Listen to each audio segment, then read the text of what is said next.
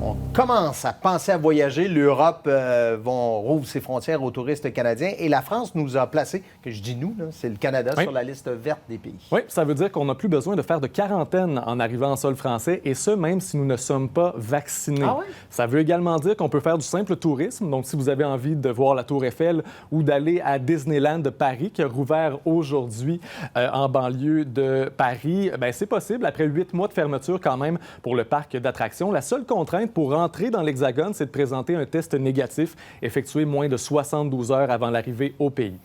Si vous êtes vacciné, vous pouvez également ajouter l'Allemagne à la liste des destinations potentielles. Donc, à compter du 25 juin, les touristes étrangers seront les bienvenus. Il faudra toutefois avoir reçu votre deuxième dose de vaccin 14 jours avant d'arriver là-bas. En Asie maintenant, à moins qu'il y ait un revirement majeur, là, les Jeux olympiques auront lieu dans un mois. D'ailleurs, la levée de l'état d'urgence est prévue lundi. Oui, lundi exactement. Le premier ministre Suga a annoncé aujourd'hui que les restrictions allaient être allégées dans 9 préfectures du Japon, dont Tokyo.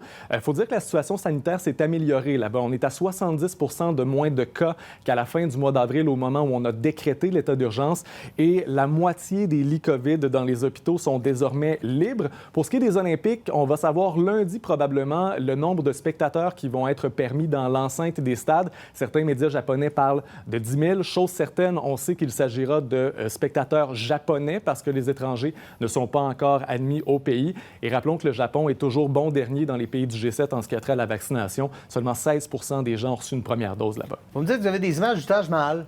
Oui, le Taj Mahal qui a rouvert hier, après une période de fermeture de 2 mois. Encore là, certaines restrictions. 650 personnes seulement peuvent accéder au célèbre mausolée. Habituellement, on peut en voir jusqu'à 20 000 par jour. Ouais. Le port du masque est obligatoire et les visiteurs ne peuvent pas toucher au fameux marbre blanc du bâtiment.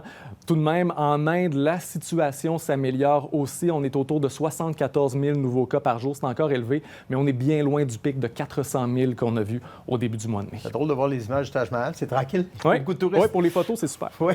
Merci, Jean-François. Bonne soirée.